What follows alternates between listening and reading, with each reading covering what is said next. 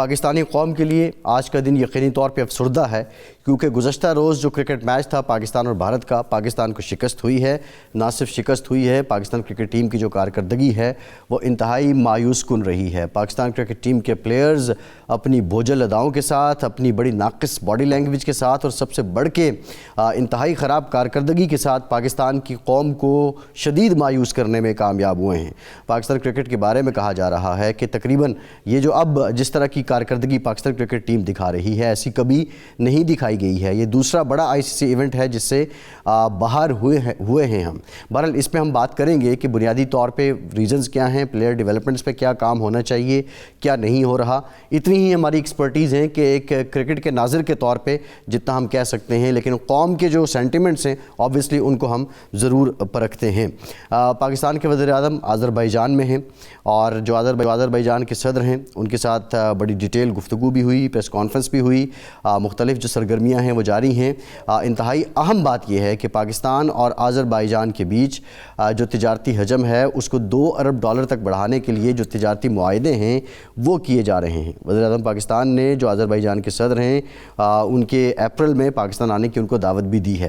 آذربائیجان اور اس کے ساتھ جڑے دیگر ممالک پاکستان کی ریجنل کنیکٹیوٹی سے متعلق یہ کتنے اہم ہیں اور پاکستان کی معیشت پہ اور دونوں ممالک کی معیشت پہ اس کے کیا اثرات پڑیں گے، آج کے پروگرام میں ہم اس پر بھی بات کریں گے۔ ایک ڈیولپمنٹ اور ہے، پاکستان بار کونسل کے نمائندے جوڈیشل کمیشن کے جو ممبر تھے انہوں نے جوڈیشل کمیشن سے استعفیٰ دے دیا ہے۔ IMF کا وفد بھی پاکستان میں ہے، جو کلائمیٹ فنڈ ہے اس سے متعلق وہ اپنی ملاقاتیں کر رہے ہیں، اور یہ کلائمیٹ فنڈ اگر پاکستان کے پاس آ جاتا ہے تو پاکستان کو اس کا فائدہ کیا ہوگا اور اس کے عوض کرنا کیا ہوگا۔ موسمیاتی تغیر، موسمیاتی تبدیلی ایک بہت بڑا چیلنج ہے پاکستان میں۔ دوسری جانب جو خیبر پختونخوا کی حکومت ہے وہ وفاق سے 400 ارب روپے مانگ رہی ہے۔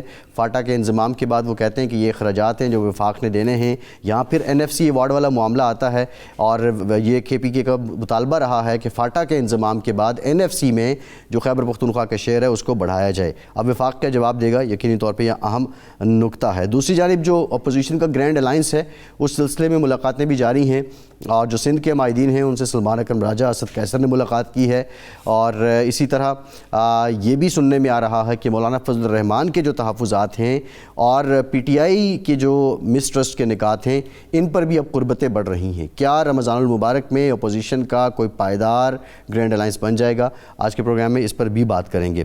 ارشاد صاحب، بنیادی نقطہ یہ ہے کہ جو وزیر اعظم پاکستان کا دورہ ہے آذربائیجان کا، $2 ارب کا تجارتی معاہدہ آذربائیجان جیسے ملک کے ساتھ یہ بہت بڑا مائل سٹون ہوگا۔ یہ اس میں ڈیلیوریبلز کیا ہیں اور اچیویبل کیا ہے؟ دیکھیں، پہلے تو میرا خیال ہے آپ نے ذکر کیا ہے کرکٹ کا، لوگوں کو دلچسپی اب ان معاہدوں سے زیادہ کرکٹ میں ہی ہے۔ کل جب میں پہلا میچ تو صحیح بات ہے نہیں دیکھ سکا، پہلی اننگ پہلا یعنی جو پاکستان جب کھیلا ہے، بیٹنگ کی ہے، وہ حصہ میں نہیں دیکھ سکا جب انڈیا بیٹنگ کر رہا تھا۔ پہلے اوور میں نے دیکھا 2-3 کھلاڑی، بڑے کھلاڑیوں کو میں نے دیکھا، تو میں گھر بیٹھا تھا تو میں نے کہا کہ ایسا لگتا ہے جس طرح الیکشن کے نتائج ابھی آنا شروع نہیں ہوتے، اور جس امیدوار کو پتہ ہوتا ہے کہ نتائج کیا آئے ہیں یا 2 4 10 حلقوں کے آتے ہیں، تو وہ چہرے جو ہیں وہ ہماری ٹیم کے چہرے اس وقت نظر آ رہے تھے۔ حالانکہ پہلا اوور تھا اور اس میں کچھ پتہ نہیں تھا کہ 242 کا جو ہے، لیکن 242 کا انڈیا جیسی ٹیم کو ٹارگٹ دینا، ہدف دینا بذات خود بہت کچھ بتا رہا تھا کہ نتائج کیا ہو سکتے ہیں۔ تو افسوسناک ہے کہ ہم نے ماشاءاللہ نئے جو قذافی اسٹیڈیم کی رینوویٹ بھی کر دیا، کراچی اسٹیڈیم کو بھی انٹرنیشنل سطح کا لیول کا ایک گراؤنڈ بنا دیا، لیکن ٹیم بھی کاش ہماری انٹرنیشنل لیول کی بن جاتی تو زیادہ بہتر تھا۔ لیکن بہرحال چلو، کرکٹ بائی چانس ہوتا ہے تو ایسے بائی چانس ہو جاتا ہے۔ یہ جو لوگ مایوس ہیں، مایوسی تو ہے۔ دوسرا یہ ہے کہ ہم توقعات بھی بہت بڑھا دیتے ہیں، یہ بھی مسئلہ ہے۔ اور تیسرا جو اہم چیز ہے کہ جب تک آپ کرکٹ سے، یعنی یہ دلچسپ بات ہے کہ سیاست جہاں ہونی چاہیے وہاں سیاست پر 100 किस्म की कदगने लगाई हुई हैं और जहाँ नहीं होनी चाहिए वहाँ हो रही है। अब क्रिकेट में जिस तरह के यानी मैं 2-3 जो बड़े हमारे स्टार प्लेयर्स रहे हैं उनके तबसरे कल जब मैं सुन रहा था वो बता रहे थे कि पहले तो हमें बताया जाए कि ये सिलेक्शन किसने की है, क्या ये सिलेक्शन कमेटी की सिलेक्शन है या किसी और की मेहरबानी है, कोई पर्ची चलती है, क्या होता है, कैसे होता है, किस अंदाज में आप इंडिया के मुकाबले में प्लेयर उतार रहे हैं।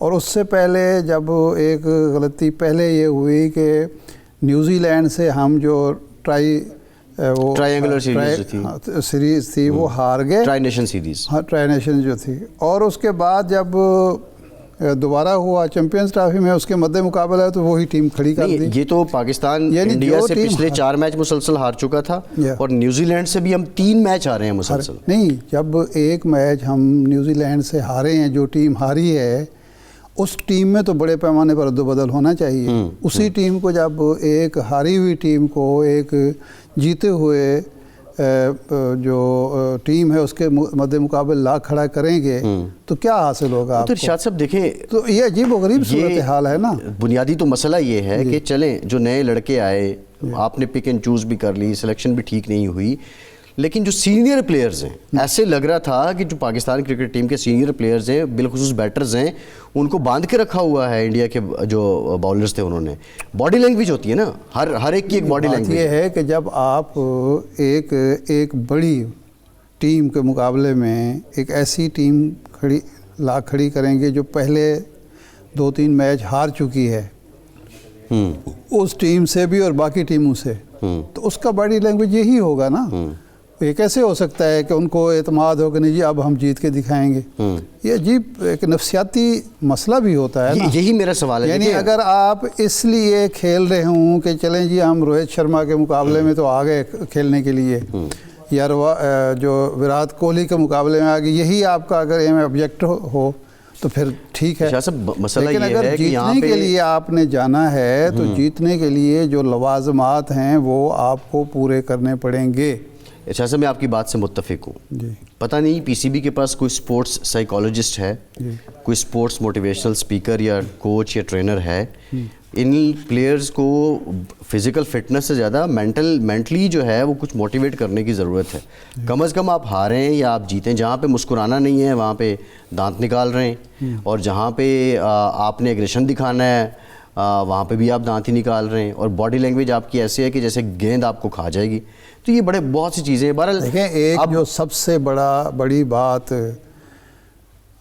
हमेशा कही गई और उस शख्स ने कही जो वर्ल्ड कप विनर है कि हमारी टीम जब तैयार की जाती है तो प्रेशर बर्दाश्त करने की अहलियत उसमें पैदा नहीं की जाती।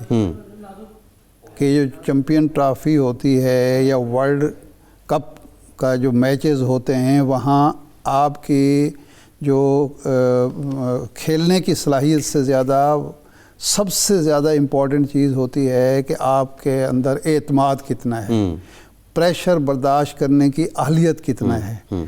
जब तक वो पैदा नहीं करेंगे उस वक्त तक आप किसी भी खिलाड़ी को, बड़े से बड़े खिलाड़ी को जब खड़ा कर देंगे तो ये तो खैर इरशाद साहब टीम ने जो खेला, लेकिन अब हमारी दुआ ये है कि चैंपियंस ट्रॉफी जो पाकिस्तान में जारी है ये इवेंट कामयाबी के साथ, आफियत के साथ इख्तिताम पजीर